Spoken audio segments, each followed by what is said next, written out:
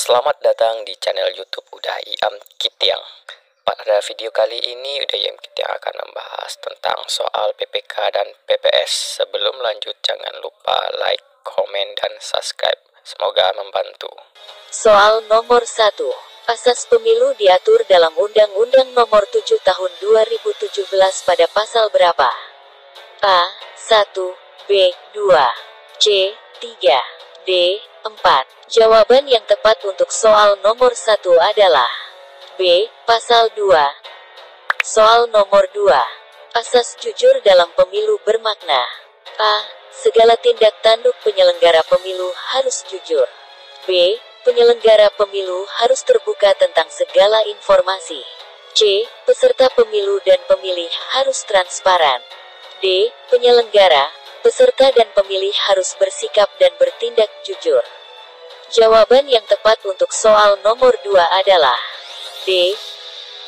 Soal nomor 3. Negara memberikan jaminan bagi seluruh warga negara yang memenuhi syarat sebagai pemilih merupakan asas A. Langsung, B. Umum, C. Bebas, D. Rahasia. Jawaban yang tepat untuk soal nomor 3 adalah B. Umum.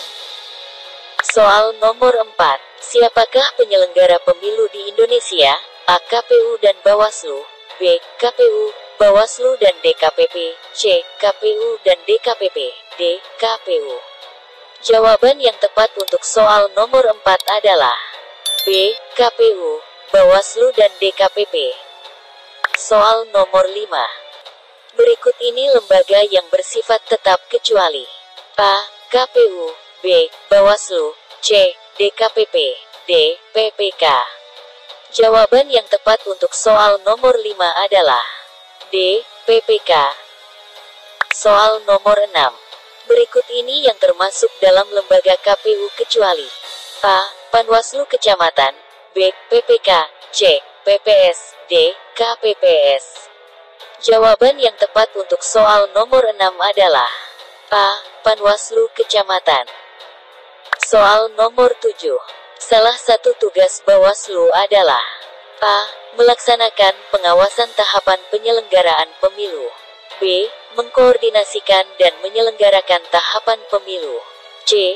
Memutakhirkan data pemilih, D. Mensosialisasikan tahapan penyelenggarakan pemilu. Jawaban yang tepat untuk soal nomor 7 adalah A.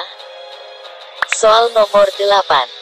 Tugas pengawasan terhadap jajaran KPU dan Bawaslu dilakukan oleh A. DKPP, B. BPKP, C.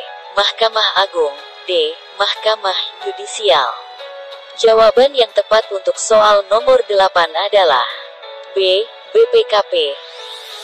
Soal nomor 9.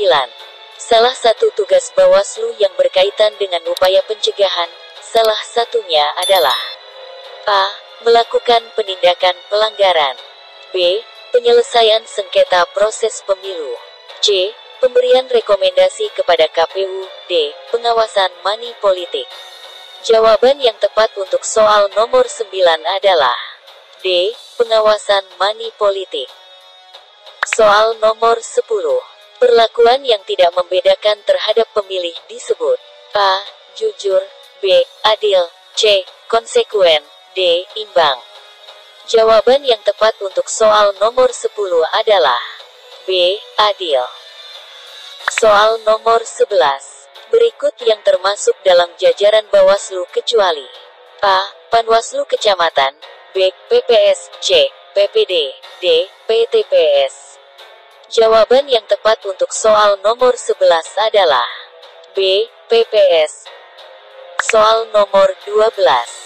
Berikut pernyataan yang benar, kecuali A. Bawaslu Kabupaten Kota bersifat tetap, B. Panwaslu Kecamatan bersifat ad hoc, C. Panwaslu Kecamatan dibentuk 1 bulan sebelum tahapan dimulai, D. Panwaslu Kecamatan dibentuk 2 bulan sebelum tahapan dimulai.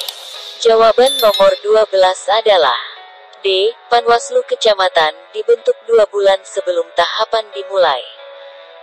Soal nomor 13. Manakah pernyataan berikut yang benar? A. PPK dan PPS dibentuk paling lambat 6 bulan sebelum tahapan. B. KPPS dibentuk paling lambat 6 bulan sebelum tahapan dimulai. C. PPK dan PPS dibubarkan maksimal 6 setelah tahapan. D. PPK dibentuk 2 bulan sebelum tahapan dimulai. Jawaban untuk nomor 13 adalah A. PPK dan PPS dibentuk paling lambat 6 bulan sebelum tahapan. Soal nomor 14. Salah satu wewenang Bawaslu adalah A. Melakukan mediasi, adjudikasi dan memutus penyelesaian sengketa. B. Melakukan audit terhadap kinerja KPU. C. Melakukan penanganan pelanggaran dan penetapan hasil pemilu. D. Melakukan perencanaan teknis penyelenggaraan pemilu. Jawaban soal nomor 14 adalah A. Melakukan mediasi, adjudikasi dan memutus penyelesaian sengketa. Soal nomor 15.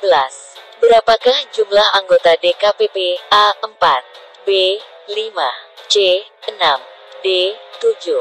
Jawaban soal nomor 15 adalah D. 7 orang. Soal nomor 16. Unsur yang menjadi anggota DKPP antara lain sebagai berikut, kecuali A. KPU, B. Bawaslu, C. Tokoh masyarakat, D. Lembaga negara lainnya. Jawaban yang tepat untuk soal nomor 16 adalah D. Lembaga negara lainnya. Soal nomor 17.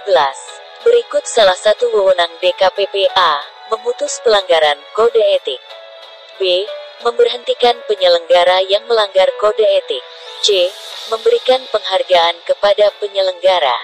D. Melakukan uji material terhadap regulasi pemilu. Jawaban yang tepat untuk soal nomor 17 adalah A. Memutus pelanggaran kode etik.